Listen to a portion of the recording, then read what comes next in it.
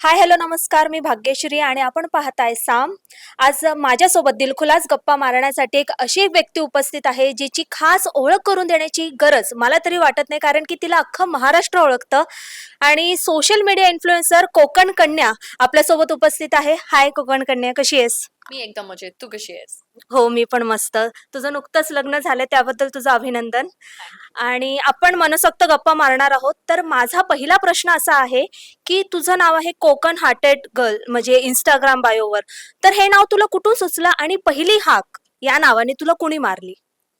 पहिली हाक कोणी मारली हे नाही आठवत आहे. कारण मी ते असंच सहज चेंज केलं होतं ह्याच्यावरती Instagramवरती, की काहीतरी युनिक असावं आणि काहीतरी वेगळं स्वतःचं नाव असावं. आधी नॉर्मल अंकिता असंच नाव होतं.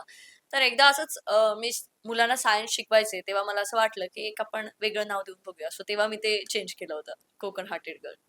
पण हे नाव कुठून सुचलं तुला? एकंदरीत कोकण हार्टेड, आता कोकण विषयी तुझं प्रेम सगळ्यांनाच ठाऊक हो. आहे.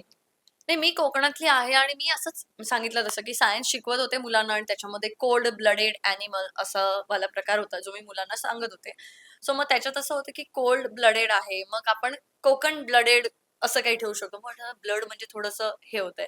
मग मला असं वाटलं की कोकण हार्ट गर्ल असं करूया. मग त्याला चेंज करून कोकण हार्टेड गर्ल असं मी ते बनवलं. आता तू म्हणालीस की तू सायन्स शिकवतेस, इंजिनिअरिंग तुझं शिक्षण हो. आहे. तर इंजिनिअरिंगकडून तू इन्फ्लुएन्सरकडे कशी वळलीस?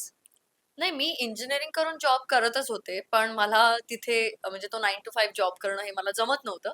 मला त्यापेक्षा काहीतरी वेगळं नेहमीच करायचं होतं. इंजिनिअरिंग करेपर्यंत मला या गोष्टीची क्लॅरिटी नव्हती, की मला काय करायचंय. मला आधी वाटायचं, की मला मला आर्किटेक्ट व्हायचंय म्हणून मी ते प्रयत्न केले. पण तेवढा गाईडन्स मिळाला नाही. मग मी सिव्हिल इंजिनिअरिंग केलं. सो जे करेन ते चांगलं करेन एवढं माहीत होतं. सो छान मार्क्स मिळाले, अगदी पास झाले, चांगली नोकरी पण लागली. पण नोकरीमध्ये मन रमत नव्हतं. त्यामुळे कुठेतरी हळू या दिशेला वळले. ओके, इंजिनिअरिंग जसं तू म्हणालीस की केलंस, 9 to 5 जॉब केलास आणि त्यानंतर इन्फ्लुएन्सरकडे वळलीस. त्यानंतर मी असं ऐकलंय की तू बिझनेस देखील केलायस. तर त्याबद्दल काय सांगशील? बिझनेसची सुरुवात खरं तर लॉकडाऊनमध्ये झाली. कारण लॉकडाऊनमध्ये करण्यासारख्या बऱ्याच गोष्टी होत्या आणि माझं तेव्हा अकाउंट पब्लिक नव्हतं, प्रायव्हेट अकाउंट होतं. सो मी इतरांचे व्हिडिओज वगैरे बघत होते, पण मी तेवढी कॅमेरा फ्रेंडली नव्हते. मला कॅमेरासमोर यायची भीती वाटायची. त्या दिवसांमध्ये मला असं वाटलं, की आत्ता लोकांपर्यंत ज्या गोष्टी पोहोचत नाहीयेत, त्या जर आपण पोहोचवल्या, तर कुठेतरी आपला एक बिझनेस उभा राहू शकतो. त्यामुळे खऱ्या अर्थाने मी कोकणी मेवा लोकांच्या घराघरापर्यंत पोहोचवला तो लॉकडाऊनमध्ये आणि तेव्हाच माझ्या बिझनेसची सुरुवात झाली. कोकणी मेवामध्ये म्हणजे काय एकंदरीत काय होतं बिझनेस तुझा? सगळ्यात पहिली सुरुवात तर मी अशी आंब्यानेच केली होती, की ही आंबे लोकांपर्यंत कारण तेव्हा अगदीच मार्च, एप्रिल, मेचा वेळ होती ती आणि त्यामुळे आंबे लोकांना मिळत नव्हते. कारण कोकणातून आंबे मुंबईत येत नव्हते. नंतर काही शेतकऱ्यांना परमिशन दिली गेली, की तुम्ही तुमचा माल घेऊन येऊ शकता, पण एकाच जागेवरती उतरवू शकता वगैरे. त्या सगळ्या गोष्टींना डील करून मी सगळ्यात पहिलं आंबे लोकांच्या घराघरात पोहोचवले आणि आता आंबे पोहोचवल्यानंतर वर्षभर त्या लोकांच्या टचमध्ये कसं राहता येईल, तर इतर कोकणातले जे प्रोडक्ट्स आहेत, जे बाय प्रोडक्ट्स म्हणू शकतो आपण फळांचे, ते सगळे प्रोडक्ट्स त्यांच्यापर्यंत वर्षभर पोहोचून मी हा बिझनेस उभा केला. पण या बिझनेसची कल्पना तुला कुठून सुचली? कोरोना काळात सुचली, पण कशी? कशी सुचली असं मला नाही माहीत. पण एक होतं की एक अ, दुसऱ्या राज्यातला एक व्यक्ती आंबे विकत होता एका ठिकाणी, एका सोसायटीमध्ये आणि मी त्याची प्रोफाईल सहज चेक केली, तर तो ॲज अ टुरिस्ट आला होता नोव्हेंबर-डिसेंबरमध्ये आणि त्याने ती जी संधी आहे ती त्याने बरोबर ओळखली. म्हणजे त्याचं खरं तर कौतुकच आहे, की हा माल मी अशा पद्धतीने लोकांपर्यंत पोहोचवला, तर मी कुठेतरी बिझनेस करू शकतो. असं मला वाटलं, की त्याने ते शोधलं. तर आपण कोकणातले असून आपण ते का नाही करावं आणि का करत नाही आहोत, हे मला कुठेतरी वाटलं आणि म्हणून मी जिथे तो आंबे विकत होता, जिथे तो ते काम करत होता, तिथेच मी लोकांना पण त्याला आंबे विकणं माहीत होतं, पण आंबा कसा हाताळावा हे त्याला माहीत नव्हतं. म्हणजे हापूसचा आंबा आणून कारण तेव्हा बॉक्स पॅकेजिंग वगैरे असं काही मिळत नव्हतं लॉकडाऊनच्या काळात, खूप कमी गोष्ट सोर्सेस होते. तर तो आंबा आणून जसं आपण तांदूळ कसे पिशवीत ओततो, तसे तो बरोबर. आंबे टाकायचा पिशवीमध्ये. सो हापूसचा आंबा हा अगदी अलगद उचलून पिकेपर्यंत त्याला कसं सांभाळतात, हे कोकणातल्या माणसांना जास्त माहिती आहे, की अलगद तो ठेवावा लागतो, अलगद उचलावा लागतो. हं. सो या गोष्टी त्याला माहीतच नव्हत्या. त्यामुळे लोकांपर्यंत जे आंबे पोहोचत होते, ते खराब होत होते. मग तेव्हा तो आंबा कसा हाताळला गेला पाहिजे, म्हणजे मी लोकांना म्हणजे जास्त तेव्हा जे घेणारे होते आंबा, ते साउथ इंडियन, नॉर्थ इंडियन होते. त्यांना आंबा कसा पिकवायचा इथपासून मी गोष्टी शिकवल्या. हं, हं, हं. म्हणजे ओव्हरऑल तू खूप म्हणजे बोलतात ना, की इन्फ्लुएन्सर मग नंतर इंजिनिअरिंग. पण मी असं ऐकलंय, की तू लिहितेस सुद्धा. एका मालिकेसाठी तू गाणं लिहिलंयस. तर लिहायची आवड आहे आणि का म्हणजे तू एक करिअरच्या दृष्टीनं त्याच्याकडे तू पाहतेस? नाही, नाही. करिअरच्या दृष्टीने असं नाही. मी लहानपणापासून बऱ्याच निबंध स्पर्धेमध्ये, बऱ्याच वक्तृत्व स्पर्धेमध्ये सहभागी व्हायचे आणि आता लग्नानंतर मला अशी संधी मिळाली कारण माझा नवरा जास्त लिहत असतो, जास्त वाचत असतो. तर तो असा लिहत असताना त्याने असं सहज सांगितलं, की "मला सुचत नाहीये. तुला काही सुचतंय का?" तर मी म्हटलं, "बघूया ट्राय करून काय हरकत आहे?" तर मी असं सहज लिहून त्याला दिलं आणि तो म्हणाला, की "छान आहे. मी हे हां. करू शकतो ह्याच्यावरती गाणं." म्हटलं, "कर." पण मला माहितीही नव्हतं तेव्हा, की तो नक्की कशासाठी हे करतोय किंवा तो मस्करी करतोय असं मला वाटलं. पण ते गाणं त्याने केलं आणि मग मला असं वाटलं, की हां, म्हणजे मी हे पण करू शकते. मग लिहायला आवडेल पुढे? आवडेल, नक्कीच आवडेल. पण लिहिण्यासाठी तुमचं वाचन खूप असणं जास्त महत्वाचं आहे आणि सध्या मला असं वाटतं, की माझं वाचन फार कमी झालंय. त्यामुळे मी तेवढी मोठी रिस्क घेत नाही, पण मी छोट्या-छोट्या गोष्टी नक्कीच लिहिते. आता बिग बॉसमुळे तुझी खरं म्हणजे लोकांपर्यंत तू बिग बॉसमुळे पोहोचली यात काही वावगं नाही. पण सूरज आणि तुझी हं. मैत्री आहे घराघरात पोहोचलेली होती. अजूनही तितकीच घट्ट मैत्री तुझी आहे का त्याच्यासोबत? हो, अजूनही तशीच आहे. इनफॅक्ट आम्ही अगदी आता त्याचा जो मूव्ही येतोय झापक-झुपूक त्याच्यासाठी जेव्हा आम्ही बिग बॉसमधनं बाहेर आलो, त्यानंतर कंटिन्यू माझं त्याच्याशी बोलणं असायचं. कारण माझ्या नवऱ्याला सूरजकडनं जे आउटपुट हवं होतं, गाण्याच्या संदर्भात असू दे किंवा काय असू दे, तो मेसेज कन्वे करणारी मीच होते, की हं, "सूरज तू हं. असं बोलून दाखव, सूरज तू असं बोलून दाखव." मग सूरजचा हा डायलॉग आहे, सूरजचा तो डायलॉग आहे. मग ते सगळं कंबाईन करण्यासाठी मी तो एक मधला दुवा होते. त्यामुळे मी तर म्हणेन, की उलटं त्यापेक्षा जास्त चांगलं नातं आमचं आता झालंय. चित्रपटाबद्दल त्याच्या काय सांगशील? काय शुभेच्छा देशील?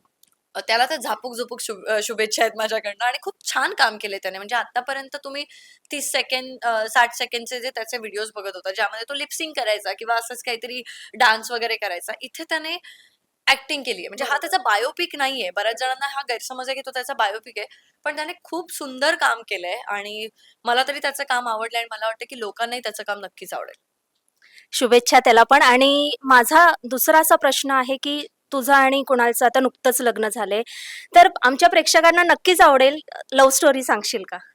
लव्ह स्टोरी अशी काही एवढी मोठी अशी काही हे नाहीये आमची की लव्ह स्टोरी. पण तेच आहे की त्याचं लिखाण खूप चांगलं आहे. हं. त्याच्या लिखाणाने आणि त्याच्या त्याच गोष्टीमुळे मी प्रेमात पडले. म्हणजे तो ज्या पद्धतीने माझ्या Instagram स्टोरीजना रिप्लाय द्यायचा, म्हणजे तेव्हा असं वाटायचं की "अरे, अरे! काय सुंदर लिहिलंय, काय एवढे मोठे असे पॅराग्राफ मला यायचे तेव्हा आणि मराठीतून अगदी अस्खलित मराठीतून ते असायचे. त्या गोष्टीने मी जास्त त्याच्या प्रेमात पडले. म्हणजे लिखाणाच्या प्रेमात लिखाणाच्या पडलेस. प्रेमात जास्त पडले, की ज्या पद्धतीने तो बोलतो, अजूनही तो ज्या पद्धतीने व्यक्त होतो ना, ती त्याची व्यक्त होण्याची पद्धत खूप वेगळी आहे आणि ती मला जास्त भावते.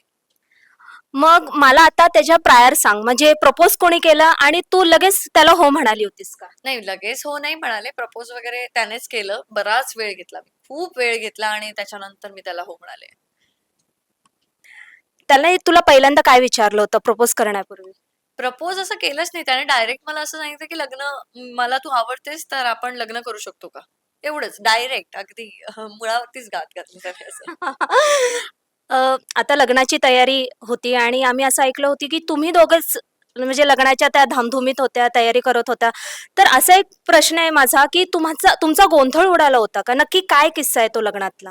गोंधळ नाही उडाला, कारण मला जशा गोष्टी हव्या होत्या परफेक्ट, मला हेच पाहिजे, असंच पाहिजे. तर त्यामुळे आम्ही दोघांनीच लक्ष घालून सगळ्या गोष्टी प्लॅन केल्या, सगळ्या गोष्टी चं मॅनेज केलं आणि नंतर अचानक त्यालाही मूव्हीचं काम होतं, त्याचेही म्युझिक प्रोजेक्ट चालू होते, माझेही काही चालू होते. या सगळ्यामध्ये लग्नाचे दिवस कधी जवळ आले आम्हाला कळलंच नाही. तरी मी ठरवलं होतं, की मी 4 दिवस आधी जाईन. पण एका ठिकाणी एका एजन्सीला मी कमिटमेंट दिली होती 1 महिना आधी. त्यांनी मला अचानक सांगितलं, की लग्नाच्या 2 दिवस आधी अगं शूट होतं ते. हं, हं, हं. आणि मी म्हटलं, की "अहो माझं लग्न आहे." ते बोलले, "2 दिवस आधी तर आहे, तू फ्लाईटने जाऊ शकतेस." मग मला असं आलं, की मी कमिटमेंट पण दिली होती, त्यामुळे मला थांबावं लागणार. सो आईला मी असं सांगितलं फोन करून, की "मी येऊ नाही शकणार आहे. माझं शूट आहे." तर आई म्हणाली, "एक काम कर ना, डायरेक्ट मंडपातच ये मग तू." सो आई पण चिडली होती आणि ह्या सगळ्यामध्ये जे आम्ही प्लॅन केलेलं, की लग्नाच्या 4 दिवस आधी मी जाईन आणि मी माझ्या मैत्रिणींना सगळं दाखवेन, की कुठे काय-काय होणार आहे, कसं काय होणार आहे, या सगळ्या मॅनेजमेंट त्यांना मी दाखवेन. ते सगळं राहून गेलं. हं, कारण हं. मीच लग्नाच्या आधी 2 दिवस पोहोचले आणि बापरे! त्यामुळे आणि नंतर आई-वडिलांचं असं असतं ना, की जास्त बाहेर पडू नकोस, हां. कुठे जाऊ नकोस. ह्या सगळ्या गोष्टींमध्ये एवढी धावाधाव झाली, की आमचंच लग्न आहे आणि आम्हीच मॅनेज करतोय. हे करा, ते करा, त्याने ते केलंय का बघा तिकडे. एकच फक्त आमची गोष्ट चुकली. ओके, म्हणजे कमिटमेंट तू पूर्ण केलीस हो, हो, हो. ती मी पूर्ण केली. आणि त्यानंतर मग ते सगळं गोंधळ वगैरे हे करून आटपून चांगलं सुरळीत लग्न पण पार ते पडलं. इतरांना कळलं नाही, की आमचा गोंधळ उडाला होता. हं, हं. एवढं सगळं नियोजन चांगलं होतं.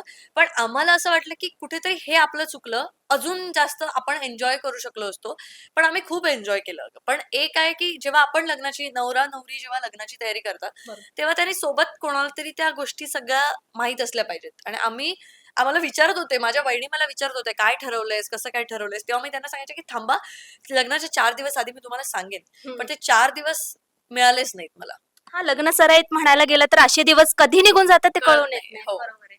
मग तुझ्या लग्नात बॉलिवूड सेलिब्रिटी वगैरे कोणी का आपले मराठी इंडस्ट्री मधले? नाही, नाही. माझ्या लग्नात आले होते पॅडी दादा आले होते आणि त्यानंतर कोण आलं होतं सगळी बिग बॉसची टीम आली होती. जे होते ते. काही जणांना शक्य झालं नाही येणं, ते नाही आले. पण बिग बॉसची टीम सगळी होती. सावनी एक होती, सावनी रवींद्र वगैरे ते सगळे होते. ओके. आता गाजत असलेला मुद्दा म्हणजे आपला हिंदी भाषिक. पहिलीपासून जे हिंदी भाषा अनिवार्य केलंय विद्यार्थ्यांसाठी. तर या मुद्द्याला तू कशी बघते आणि तुझं मत काय? माझ्या मते सगळ्या भाषा या महत्त्वाच्या आहेत. आपण सगळीकडे जेव्हा कुठच्याही राज्यात जातो किंवा कुठेही आपण नोकरीसाठी जातो, आपल्याला सांगता येत नाही, की आपल्याला कोणत्या भाषेमध्ये काही प्रश्न विचारला जाईल. त्यामुळे भाषा ह्या सगळ्या आल्या पाहिजेत. उलट आपण जास्त भाषा शिकल्या पाहिजेत. फक्त मला असं वाटतं, की महाराष्ट्रात जेव्हा आपण राहतो, तेव्हा इथे मराठीचा अपमान नाही झाला पाहिजे. पण मराठी सक्तीची करणं किंवा समोरच्याला मराठी बोलण्यास भाग पाडणं, यापेक्षा त्याने ती आनंदाने शिकली पाहिजे मराठी भाषा आपली आणि अपमान आपण सहन नाही केला पाहिजे एवढंच मला वाटतं. कारण मराठी भाषेमधनं आपण जेवढं शिकतो किंवा आपण आपल्या मातृभाषेत जेवढं जास्त शिकतो ते जास्त आपल्याला कळतं. त्यामुळे कुठचीही भाषा असू दे ती सक्तीची करण्यापेक्षा ती समोरच्याला वाटली पाहिजे की शिकावीशी. आता तू म्हणशील मी मालवणी बोलते, मला कितीतरी जण सांगतात, "अरे मला ती मालवणी शिकव ना, मालवणी शिकव ना." बरोबर. त्यांना वाटलं पाहिजे समोरच्याला की आपण ती भाषा शिकली पाहिजे. हं, हं. हां, पण त्याला वाटतही नाहीये आणि तो आपल्या राज्यात येऊन आपल्या भाषेचा अपमान करतोय. मग ते सहन नाही झालं पाहिजे. पण जोपर्यंत तो आपला अपमानही करत नाही, आपल्या भाषेला एक चांगला दर्जा देतोय हं. आणि तो ती भाषा शिकण्याचा प्रयत्न करतोय, तोपर्यंत मला असं वाटतं, की हे वाद करण्यापेक्षा आपण एकमेकांना सांभाळून घेऊन चाललं पाहिजे. बरोबर. म्हणजे तुझं मत तर मला पटलंय. माझा शेवटचा प्रश्न असा आहे, की लग्न करावे आधी की करिअर? मला विचारशील तर म्हणजे ह्या दोन्ही गोष्टी प्रत्येकासाठी वेगवेगळ्या असतात. पण मुलींनी फायनान्शियल इंडिपेंडंट असणं खूप जास्त महत्वाचं आहे. कारण तुम्ही म्हणाल, की मला योग्य जोडीदार मिळालाय आता, त्याच्यामुळे मी आधी लग्न करेन आणि त्यानंतर मी करिअरचा विचार करेन आणि समजा ते नाही झालं, तर मग पुढे काय? कारण हं. एक वेळ निघून गेलेली असते आणि नंतर करिअरची सुरुवात होत नाही. त्यामुळे बरोबर. आत्ताच्या जगात जर काही इम्पोर्टंट आहे, तर ते म्हणजे सगळ्यात पहिलं तुम्ही फायनान्शियली इंडिपेंडंट असणं, तुम्ही स्वतः कमवतं असणं आणि त्यानंतर तुम्ही लग्न करणं. हा माझा पर्सनल हे आहे. खूप छान वाटलं. तू आलीस वेळात वेळ काढून आणि एवढ्या छान गप्पा मारल्या. त्याबद्दल थँक खूप thank thank you so much. देश विदेशातील प्रत्येक घडामोडींचे लाईव्ह अपडेट मिळवण्यासाठी आता साम टीव्हीच्या सर्व सोशल मीडिया प्लॅटफॉर्मला लाईक, फॉलो आणि सबस्क्राईब करा. तसंच सर्व नोटिफिकेशनसाठी बेल आयकॉन प्रेस करायला विसरू नका.